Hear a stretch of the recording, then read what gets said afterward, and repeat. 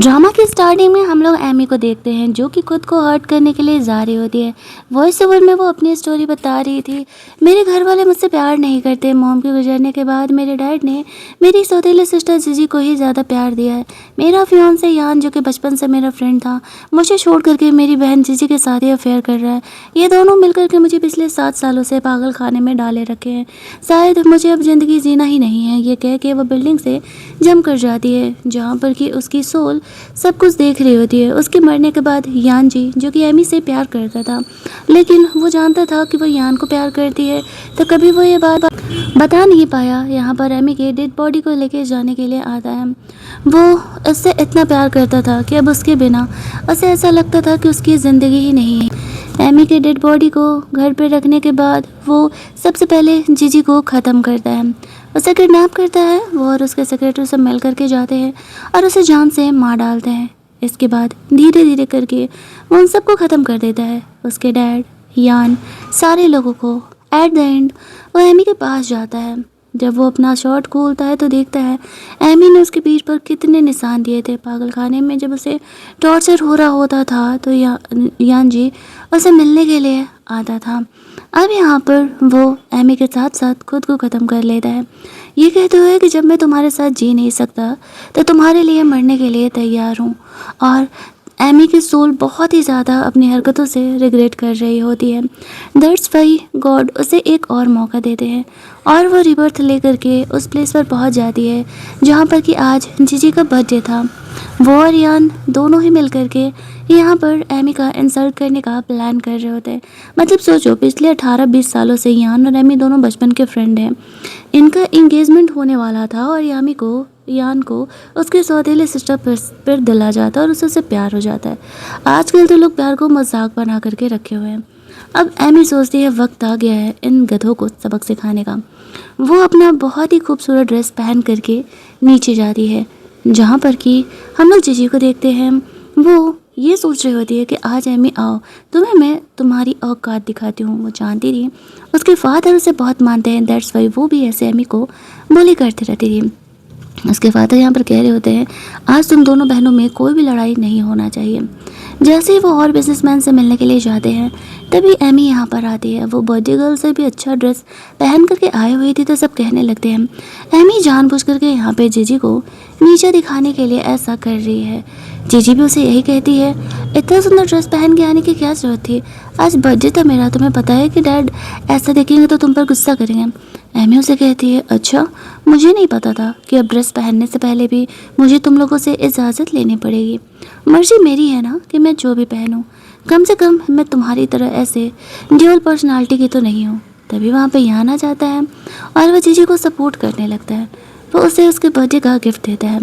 Amy के सामने वो ये दिखाता था कि वो एमी में नहीं, अब जीजी में इंटरेस्टेड है। उसे ऐसा लगता था कि एमी इससे यान से और ज़्यादा हुक्ड अप रहेगी, लेकिन लोगों को ये पता नहीं होता है कि ऐसे करने से वो सामने वाले को उससे और दूर करते जा रहे थे।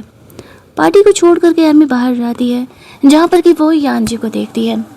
यान जी से वो बात करने जाती है। यान जी को तो भरोसा ही नहीं हो रहा था एमी उससे खुद बात करने आ रही है। कहानी के एंडिंग में एक नया सीक्रेट रिवील होता है और आगे कहानी बढ़ता है जहाँ पर कि हम लोग देखते हैं कि एमी यान जी से कह रही थी एक्चुअल में मुझे तुमसे एक हेल्प चाहिए, क्या तुम वो हेल्प करोगे? लेकिन यान जी उसका हेल्प करने से मना कर देता है, कहता है कि तुम्हारे फियांसे है, जाके उससे हेल्प मांगो। एमी उससे कहती है कि मैं यान से प्यार नहीं करती और मैं तुम्हें डेट करना चाहती हूँ। ये कहते हुए आगे बढ़ के यान जी को किस कर लेती है। उसका सेक्रेटरी बेचारा बीच में आ जाता है। यान जी एमी को कहते हैं क्या तुम ऐसे ही किसी को भी किस करते रहती हो कैजुअली? एमी कहती है नहीं, ये बस तुम्हारे लिए है, मैं एक्चुअल में तुम्हें डेट करना चाहती हूँ। वो कहता है लेकिन तुम तो यान को प्यार करती थी। एमी कहती है हाँ प्यार करती थी बट अब नहीं करती हूँ।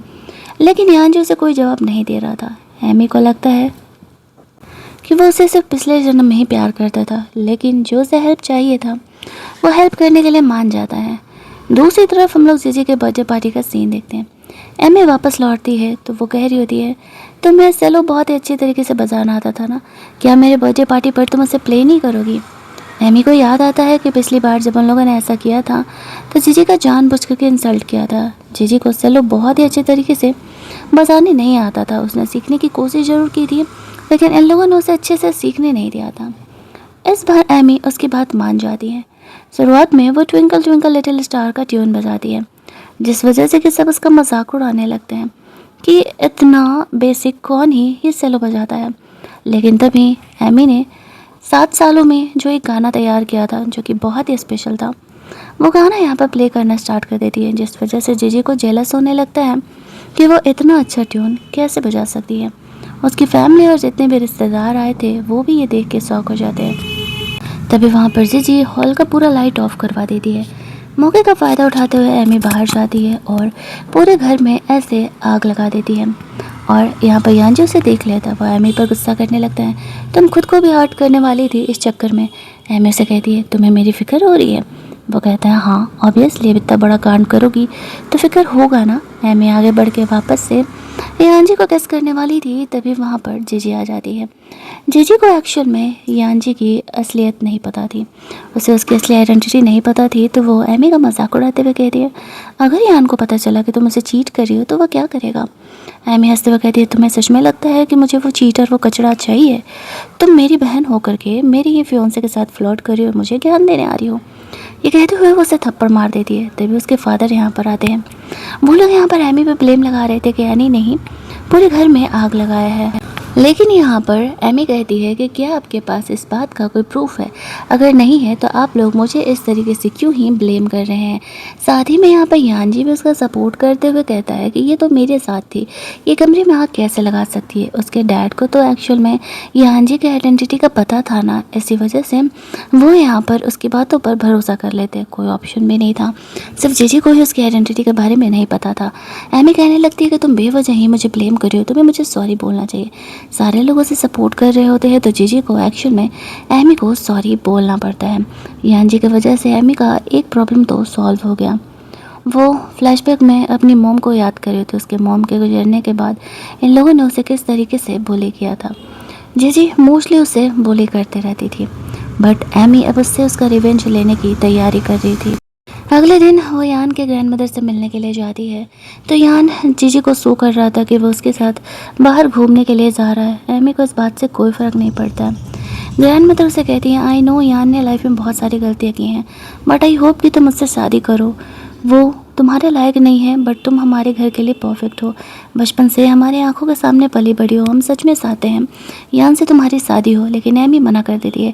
कहती है ग्रैंडमदर अब वो जीजी से प्यार करता है और मैं किसी की परछाई बन के पूरी ज़िंदगी नहीं रहना चाहती। ग्रैंडमदर मान जाती हैं।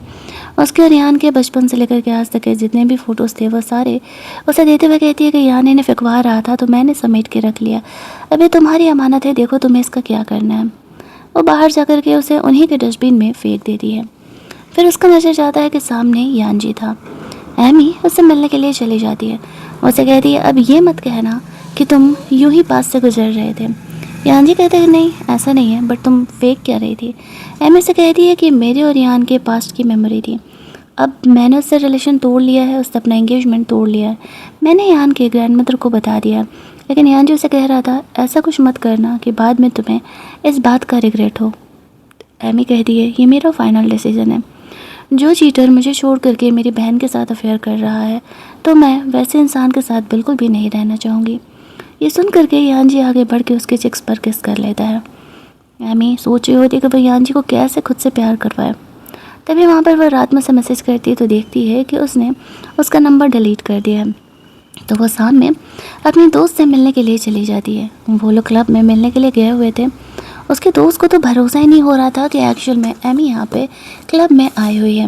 वो उसके लिए कुछ मेल मॉडल्स ऑर्डर कर दिए, ये कहते हुए कि एक्चुअल में हम फुल ऑन मज़ा करने वाले हैं। तभी वहाँ से जीजी गुजर रही होती है। वो एमी को ऐसे और मेल मॉडल्स के साथ देख करके उनकी फ़ोटोज़ क्लिक कर लेती है। साथ ही में उसे वाइन दिया जा रहा था तो वाइन में लव पोशन मिला करके उस वेट्रेस को देने के लिए बोल देती है और यहाँ पर वहाँ से निकल जाती है। एमी वॉशरूम में जाती है तो उसे यांजी का कॉल आता है। यांजी उसे पूछ रहा होता है कि वो किधर है। एमी उसे कहती है तुम्हें उस बात से क्यों फ़र्क पड़ रहा है? तुमने मेरा नंबर डिलीट कर दिया, तुम मुझसे कांटेक्ट नहीं करना चाहते तो फिर क्यों जानना है तुम्हें? मैं अपने दोस्तों के साथ क्लब में पार्टी कर रही हूँ। अब यहाँ पर जीजी मौके का फ़ायदा उठाते हुए यान को भी यहाँ बुला लेती है, ये दिखाने के लिए कि किस तरीके से उसकी होने वाली फियांसे लड़कों के साथ मज़े कर रही है। वो तो बस चाह रही थी कि यान कैसे भी उससे एंगेजमेंट तोड़ ले। यान जी एमी को लेने के लिए आने ही वाला था कि कुछ गुंडे लोग यहाँ पर आकर के एमी को परेशान करने लगते हैं, जिसको कि जीजी ने हायर किया था। तभी वहाँ पर यान जी आ जाता है और एमी को प्रोटेक्ट करने लगता है। वो उस गुंडे की अच्छी खासी वाली पिटाई लगा देता है और एमी को वहाँ से लेकर के जाता है। एमी थोड़ा सा भाव खा रही थी, वो नहीं जाने वाली, उसने उसका नंबर डिलीट कर दिया, लेकिन फिर भी यान जी उसे वहाँ से लेकर के जाता है और उसे कहता है ठीक है, मैं यहाँ पर तुम्हारा नंबर वापस से सेव कर लेता हूँ, लेकिन तुम दोबारा ऐसी जगहों पर मत जाना। एमी आगे बढ़ के उसे किस कर लेती है और कहती है कि अगर वो उससे ऐसे ही प्यार जताते रहेगा तो वो कहीं नहीं जाने वाली है। यान जी उसकी इस बात पर कुछ नहीं बोलता है। इधर दूसरी तरफ यान जीजू को ढूंढ तो आता है तो जीजू उससे मिलती नहीं है। उसके दोस्त से कह रहे थे कि अगर वो किसी और के साथ है तो बेहतर ही है ना, तुम मुझसे अपना रिलेशन ख़त्म करो और जीजू को पसंद करते हो तो उसके साथ रहो। लेकिन वो कुछ बोलता नहीं है। एमी घर जाती तो उसके फादर भड़के हुए थे। जीजी ने उसके फादर को भी बता दिया था कि वह ऐसे लड़कों के साथ थी। एमी उसे कुछ भी जवाब नहीं देती है। अगले दिन कॉलेज के रिजल्ट आ रहे होते हैं। अब जीजी को तो लग रहा था कि वो तो पास भी नहीं की होगी। एमी से उसके मार्क्स पूछे जाते हैं तो वो अपने मार्क्स नहीं बताती है। उसके फादर को तो लग रहा होता है कि जीजी के ही अच्छे मार्क्स आने वाले हैं, वो उसे ज़्यादा अप्रिशिएट करते हैं। एमी यहाँ पर यान जी को बता रही होती है उसके इतने अच्छे मार्क्स आए हैं और वो उसे अपने साथ पार्टी करने के लिए चलने बोलती है। लेकिन फ़िलहाल यान जी काफ़ी बिजी था, दैट्स वाई वो इस चीज़ को डिले कर देता है। इधर दूसरी तरफ एमी अपने दोस्त को सब कुछ बता देती है कि उसने यान से अपना एंगेजमेंट तोड़ लिया।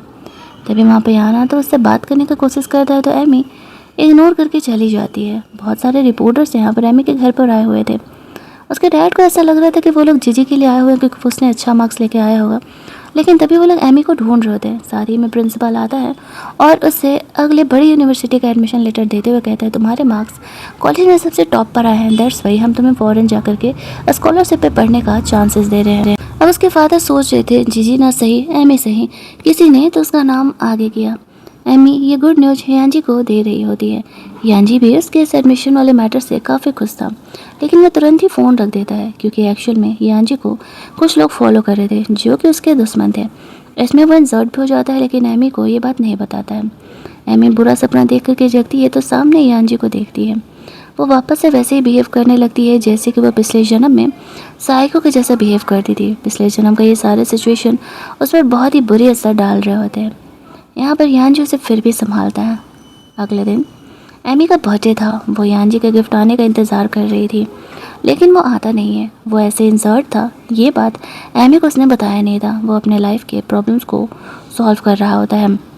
यहाँ पे यान के मॉम डैड एमी को गिफ्ट देने के लिए आते हैं। एमी को याद आता है कि ये वॉच यान ने छीन करके जीजी को दे दिया था। एमी वो वॉच लेने से मना कर देती है और उन्हें क्लियर कर देती है कि मैंने यान के साथ एंगेजमेंट तोड़ लिया है। ये बात आप लोग सच्चाई मान लीजिए। लेकिन यहाँ पर वो लोग सोच रहे थे कि एमी बस गुस्से में ऐसा बोल रहे, ऐसा कुछ भी नहीं है। एमी के फादर यहाँ पर आके कहते हैं कि नहीं, एमी एंगेजमेंट नहीं तोड़ रही। जब तक मैं नहीं कहा था ये एंगेजमेंट नहीं टूटने वाली। एमी तो इनकी हरकतों से परेशान हो चुकी थी। तभी वहाँ पे यान जीजी के साथ आता है। अब एमी कहती है आपको तो साफ रीज़न दिख ही रहा है कि मैं एंगेजमेंट क्यों तोड़ रही हूँ, तो फिर आप लोग बेकार में ही मुझे फंसा रहे हैं। क्या फ़र्क पड़ता है, अगर यान जिससे शादी करना चाहता है उससे करा दीजिए ना, मेरी ज़िंदगी क्यों ही बर्बाद कर रहे हैं। लेकिन वो लोग जानते थे कि एमी इस फैमिली के असली डॉटर और फेक हमेशा फेक ही होता है। दैट्स वाई वो लोग एमी से ही चाह रहे थे कि यान की शादी हो। एमी यान जी का गिफ्ट आने का वेट कर रही थी, लेकिन यान जी नहीं आता है। उसका गिफ्ट ज़रूर आ जाता है। उसे ऐसा लगने लगता है कि कहीं वो ज़्यादा तो बिजी नहीं है या फिर कहीं वो उसे इग्नोर तो नहीं कर रहा। फिर वो उसका दिया हुआ ये नेकलेस पहन लेती है जो कि बहुत ही ज़्यादा कॉस्टली था। तभी वहाँ पर जीजी आती है, उसका मजाक उड़ाते हुए कहती है अरे तुम्हारे फियांसे तो मेरा पीछा ही नहीं छोड़ रहा है। उसका कहना है कि अब मेरा भी लीगल एज हो गया और हम दोनों रोमांस कर सकते हैं। एमी कहती है तो ये बकवास मुझे क्यों सुना रही हो, तुम्हें लिटरली लगता है मुझे फ़र्क पड़ेगा तुम्हारे और यान के बीच में क्या चल रहा है? तो मुझे घंटा फ़र्क नहीं पड़ने वाला है, तुम्हें जो करना है करो। तभी वहाँ पे यान आने लगता है। अब जीजी एज यूजुअल इनोसेंट होने की एक्टिंग करने लगती हैं और यान उस पर गुस्सा करने लगता है कि तुम हमेशा ही जीजी को क्यों बोली करते रहते हो। एमी हंसते हुए कहती है आई होप कि तुम दोनों की जोड़ी ऐसी ही पूरी ज़िंदगी बने रहे। एक अकल से अंधा और एक का तो बिहेवियर का कहना ही नहीं है। ये कह के वो उन्हें इग्नोर करके वहाँ से चली जाती है। अब यान को लगने लगता है कि एमी उसे सच में इग्नोर कर रही है, बट वो यहाँ पर उसे और ज़्यादा जेलस फील कराने के लिए जीजी का इस्तेमाल करने के बारे में सोचता है। दूसरी तरफ एमी इस तरीके से अपनी फ्रेंड से बात कर रही होती है। उसे फ़ॉरेन जाना था कॉलेज में पढ़ने के लिए। तभी जीजी आकर के शो ऑफ करने लगती है कि यान ने मुझे ये महंगा वाला वॉच दिया है। एमी उसे कहती है मुझे नहीं फ़र्क पड़ता, टाइम पास मेरे साथ मत करो। दोनों के बीच लड़ाई होने लगते हैं। एमी के फादर आकर के जीजी को सपोर्ट करने लगते हैं और एमी को पनिशमेंट देने लगते हैं। पनिशमेंट में उसकी पिटाई लग रही थी, बट थैंकफुली यान जी वहाँ पर आ जाता है और वह एमी को प्रोटेक्ट करते हुए वहाँ से लेकर के जाता है। आज पहली बार पता चला था एमी के डैड को कि यान जी और एमी के बीच कुछ ना कुछ तो रिलेशन ज़रूर है।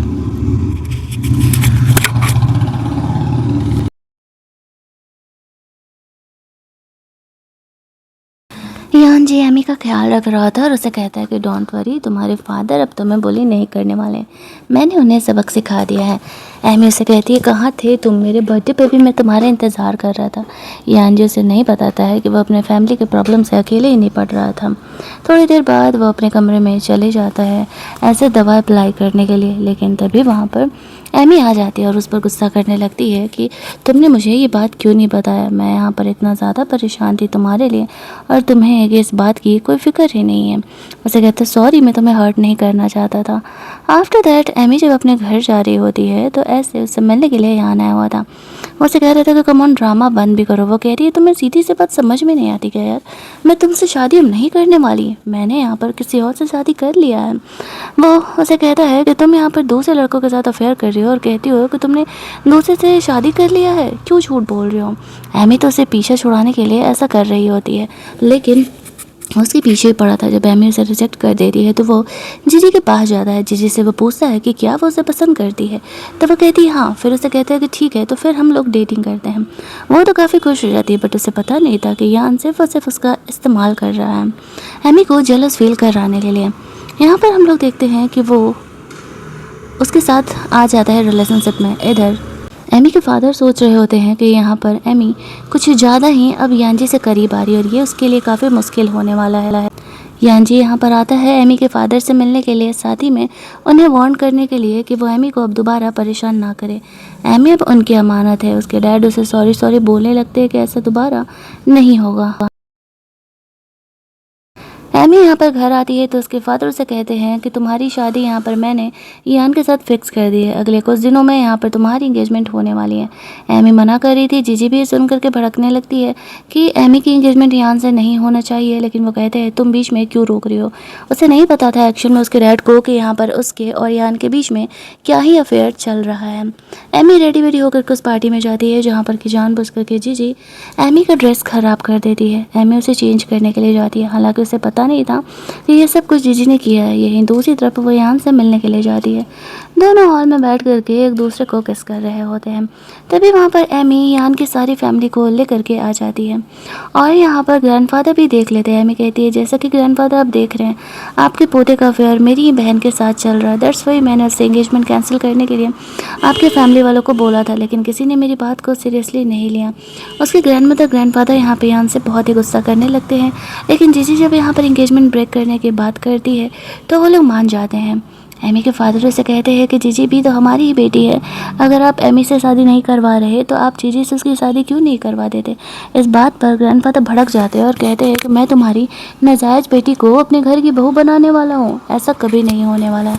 अब उसके फादर को लगने लगता है कि मेरा तो लॉस ही हो रहा है, लेकिन यान तो इसी ज़िद पर अड़ा हुआ था कि मैं जीजी से ही शादी करूंगा। उससे तो ऐसा लग रहा होता है कि जीजी उसके लिए परफेक्ट है और यहाँ पर एमी को जब ये पता चलेगा तो वो उसके पास ज़रूर ही आएगी, लेकिन उसे पता नहीं था कि एमी ने उसे कब का छोड़ दिया है।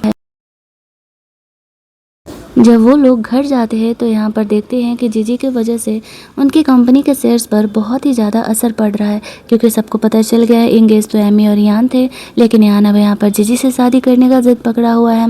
उसके फादर यहाँ पर कहते हैं कि तुम यहाँ पर कैसे भी करके ये सिचुएशन को संभालो। एमी कहती है ठीक है डैड, अब आप इतना कह रहे हो तो मैं आपके लिए जीजी का ये प्रॉब्लम सॉल्व आउट तो कर देती हूँ, लेकिन प्रॉब्लम ये है कि यहाँ पर इस तरीके से मुझे अब कंपनी में कुछ प्रॉफिट वगैरह चाहिए। तो उसके फादर कहते हैं ठीक है, अगर तुम ये प्रॉब्लम सॉल्व कर देती हो तो कंपनी के 5% शेयर मैं तुम्हें दे दूंगा।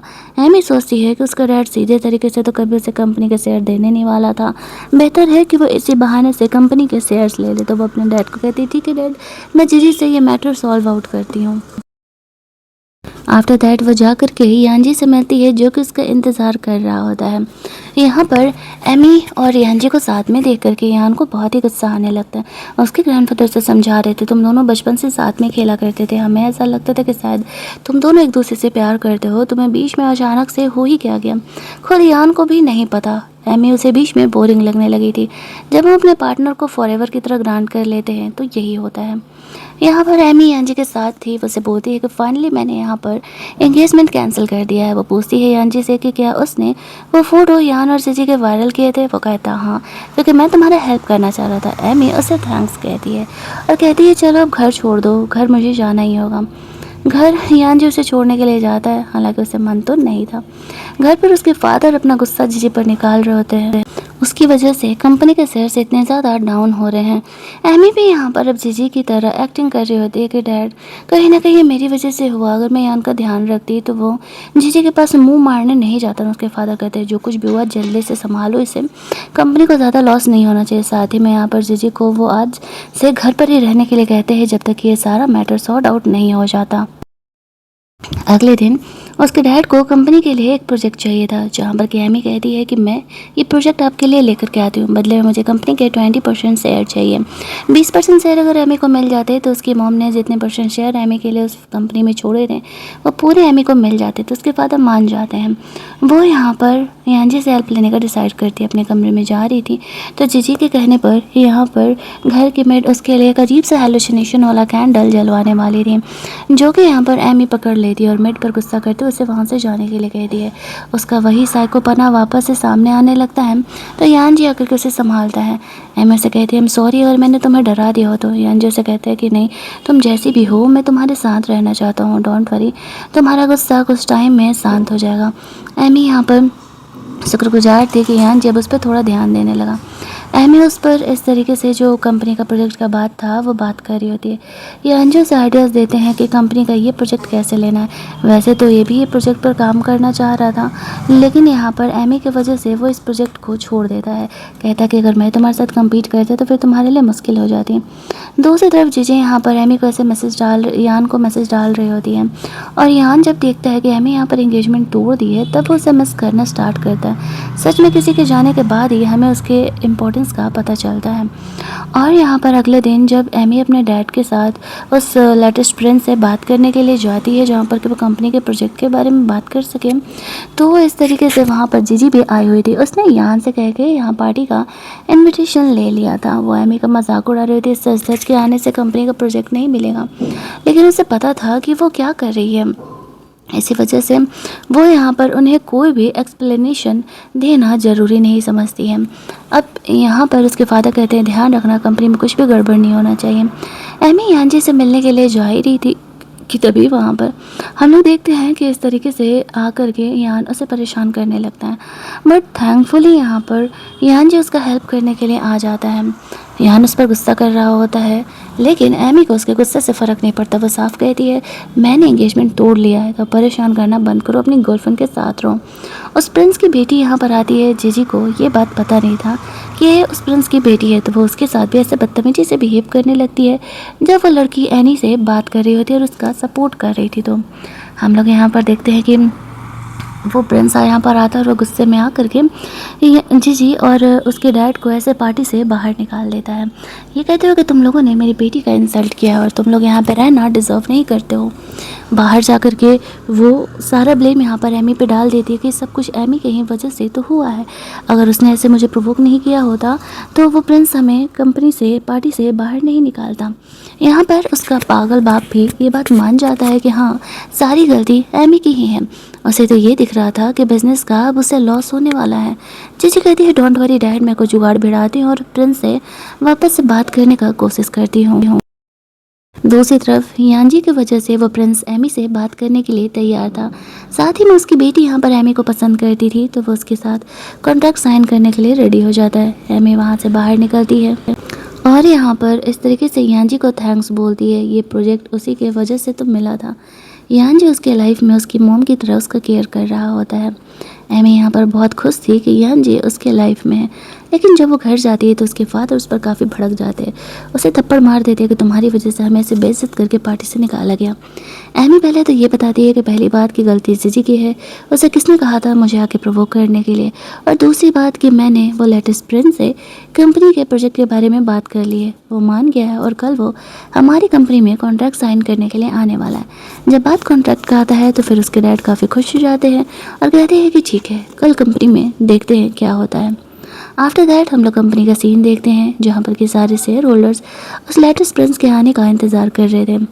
प्रिंस यहाँ पर आता है और वो कहता है कि वो इनकी कंपनी के साथ एक ही शर्त पर कॉन्ट्रैक्ट साइन करेगा, जब एमी इस कंपनी की सीईओ बनेगी। वैसे भी इसकी मॉम ने इस कंपनी को शुरू किया था और वो कंपनी को एक्शन में संभालना यही डिज़र्व करती है। फिलहाल शेयर होल्डर्स अपना लॉस नहीं करना चाह रहे थे, दैट्स फाइन।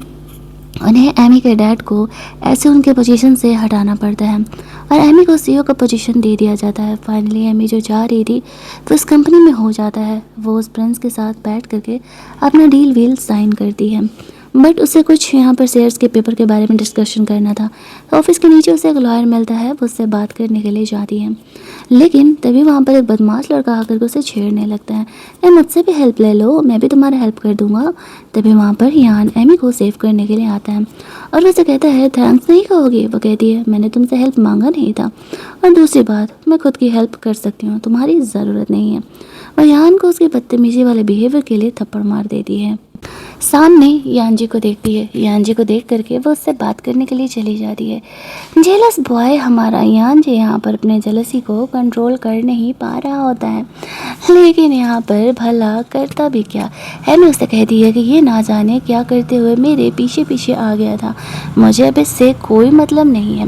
वो कहता है ठीक है, भरोसा किया मैंने। दूसरी तरफ यान यहाँ पर अपने और एमी के फ़ोटो को ढूंढ रहा होता है जो कि घर पर उससे मिलता नहीं है, तो उसकी ग्रैंडमदर उससे बताती है कि मैंने यहाँ पर वो फ़ोटो एमी को दे दिया था क्योंकि तुमने उसे फेंक दिया था। अब उसे तो नहीं पता था कि एक्चुअल में एमी ने उन फ़ोटोज़ को फेंक दिया है। तो रात में यान उन फ़ोटोज़ के लिए एमी को कॉल करता है। एमी उसे कहती है ठीक है, वो कल आकर के उसे वो फ़ोटोज़ दे देगी। वो बस उससे क्लियर ब्रेकअप करना चाहती थी, इसी वजह से ऐसा कर रही होती है। इधर जीजी यान को कॉल करती है तो वो उससे ब्रेकअप करने के लिए बोलता है। इस बात पर जीजी भड़क जाती है, सोचती है कि वो उसे डिसलाइक कैसे कर सकता है। उसे यही चुल मची थी कि जो भी लड़का एमी को पसंद होगा वो उसे अपना बना लेगी।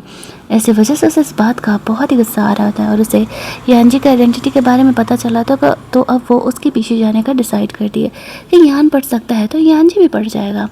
और यहाँ पर एमी यांजी को कहती है कि डोंट वरी, मेरे और यान के बीच में अब दोबारा ऐसा कुछ भी नहीं होने वाला है, मैं बस लास्ट टाइम उसे मिल करके चीज़ें क्लियर करना चाहती हूँ। तो यांजी उसकी बात को मान जाता है। अगले दिन जब एमी उससे मिलती है तो यान अपने फ़ोटोज़ को डिमांड करता है। एमी उसे कहती है वो फ़ोटोज़ मैंने कब कब फेंक दिए, जब हमारा रिलेशन ही नहीं रहा तो उन फ़ोटोज़ को रखने का क्या ही मतलब है। इस बात पर यान काफ़ी भड़क जाता है और एमी का गला दबाने लगता है कि वो मेरे मेमोरी थे, तुमने उन्हें फेंका कैसे। तभी वहाँ पर ग्रैंडफादर आ जाते हैं और वो इस तरीके से यान की पिटाई लगाने लगते हैं। एमी से वो माफ़ी मांगते हैं और उसे फ़िलहाल वहाँ से जाने के लिए कहते हैं। ग्रैंडफादर यहाँ पे यान को कह रहे होते हैं कि जब उस लड़की ने तुमसे ब्रेकअप कर लिया है तो फिर तुम उसके पीछे क्यों पड़े हो, तुम्हें सीधी सी बात समझ में नहीं आती क्या। अब वो तुमसे प्यार नहीं करती है, तुमने क्या कुछ नहीं उसको खुद से दूर करने के लिए किया था। ये इतनी अच्छी लड़की थी, तुमसे प्यार करती थी, तुमने उसे खो दिया। बाहर जाती है तो यान जी यहाँ पर था, गले पर मार के निशान देख करके वो काफ़ी घबरा जाता है। इस बात पर एमी से कहती है नहीं नहीं, फिक्र करने की ज़रूरत नहीं है, मैंने सब कुछ संभाल लिया है। यान जी एमी को वहाँ से लेकर के जाता है। धीरे धीरे करके यहाँ पर एमी अब कंपनी को पूरा संभालने लगी थी। उसके फादर को इस बात से बहुत ही गुस्सा आ रहा था, लेकिन अब एमी को इस बात से कोई फ़र्क नहीं पड़ रहा था। वो गार्ड्स को बुला करके उसे वहाँ से निकलवा देती है। जीजी चुप करके उनकी बातें सुनने का कोशिश कर रही थी। एमी उसे अच्छा खासा सबक सिखाती है, कह रही है तुम्हारी आदत गई नहीं ना दूसरे की लाइफ में इंटरफेयर करने की। तभी हम लोग देखते हैं कि वहाँ पर उसके फादर आ जाते हैं और वह एमी पर गुस्सा करने लगते हैं कि वो हमेशा ही यहाँ पर जीजी को बोली करती है। एमी हंसते हुए कहती है हाँ हाँ तो लेके जाओ अपनी फूल सी बेटी को, मुझे कौन सा इससे बात करने का कोई शौक है। अगले दिन यहाँ पर एमी इस तरीके से अपनी मॉम के एंसेस्ट्रल हॉल में जाती है, जिसकी मॉम का डेथ एनिवर्सरी था। वहाँ पर पूजा वगैरह करने के लिए उसके फादर जीजी को लेके यहाँ पर आ जाते हैं, जहाँ पर कि एमी भड़क जाती है कि मेरी मॉम का एंसेस्ट्रल हॉल है और ये लड़की यहाँ पर क्या कर रही है। गुस्सा करके वो उन्हें वहाँ से निकलने के लिए कहती है और यहाँ पर कुछ जीजी थी वो उसे भड़काने के लिए इस तरीके से उसे एक वॉइस रिकॉर्डिंग वाला नोट छोड़ करके चली जाती है। बाहर जाते समय जब वो उस नोट को सुनती है तो शॉक हो जाती है कि उसके फादर उसकी बहन कैसे उसकी मॉम को bully किया करते थे। और यहाँ पर एमी यही सुनते हुए इतनी शॉक हो जाती है कि उसकी कार का एक्सीडेंट हो जाता है। यानजी उसे आकर के सेव करता है और जल्दी जल्दी उसे हॉस्पिटल लेकर के जाता है। लेकिन जब 2-3 दिनों बाद एमी को हॉस्पिटल में होश आता है तो वो अपने सामने यानजी को नहीं यान को देखती है और वो गुस्सा होकर के पूछने लगती है कि वो यहाँ क्या कर रहा है। यान उसे कहता है कि यानजी मारा गया है, उसकी फैमिली में जो प्रॉब्लम चल रहा था उस वजह से। एमी इस बात का भरोसा नहीं करती है। यान उसे कहता है तो तुम उसे कॉल करके पूछ लो, शायद तब तुम्हें भरोसा हो जाए। एमी के पास उसका फ़ोन नहीं था, वो यान से उसका फ़ोन मांगती है। फ़ोन लेके कॉल करती है तो एक्चुअल में उसे यही न्यूज़ मिलता है कि यान जी अब इस दुनिया में नहीं है। एमी ये सुन के शौक हो जाती है और उसे इस बात का ट्रस्ट नहीं हो रहा होता है कि ये यान जी उसे छोड़ करके कैसे जा सकता है। यान उसे कहता है कि हम रिलेशनशिप की नई शुरुआत कर सकते हैं। एमी उसे कहती है बेजाबे, मैं अकेले पूरी ज़िंदगी रहना पसंद करूँगी लेकिन तुम्हारे साथ नहीं। इधर यानजी के जाते ही अब एमी को सपोर्ट करने वाला कोई नहीं था तो उसके फादर और जीजी वापस से हरकत में आ जाते हैं। वो लोग एमी को पकड़ करके ऐसे बैकयार्ड में डालने का प्लान कर रहे थे ताकि कंपनी वापस से पूरी तरीके से हथिया सके। लेकिन तभी वहाँ पर यानजी आ जाता है।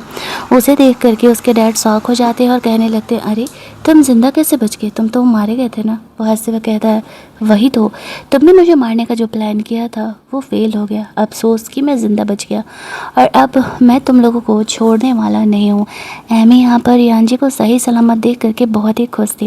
एक्चुअल में एमी के डैड ने ही यानजी को मारने का कोशिश किया था। तो इस वॉइस रिकॉर्डिंग के आधार पर वो इस तरीके से उसके डैड को जेल भेज देता है।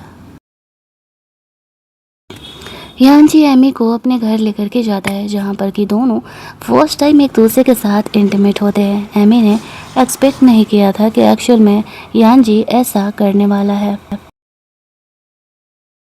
इसके बाद वो दोनों एक नॉर्मल कपल की तरह रहने लगते हैं। एक दिन यान की मॉम एमी से मिलती है और कहती है कि सच में मेरे बेटे और तुम्हारे बीच अब कोई चांस नहीं है।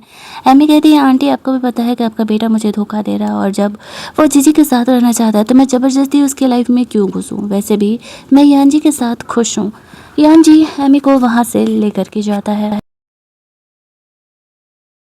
वो लोग एक ऑक्शन पार्टी में जाते हैं जहाँ पर कि यान भी आया हुआ था। उस ऑक्शन में जो चीज़ वो एमी के लिए बाय करना चाह रहा था वही चीज़ यहाँ पर यान जी एमी के लिए बाय करता है। ये देख करके यान को काफ़ी जलस होने लगता है, बट वो कर भी कह सकता था। अब ऐसी बात है कि यान जी उससे ज़्यादा अमीर है तो वो उसके लिए ये चीज़ें तो ला करके देगा ही ना।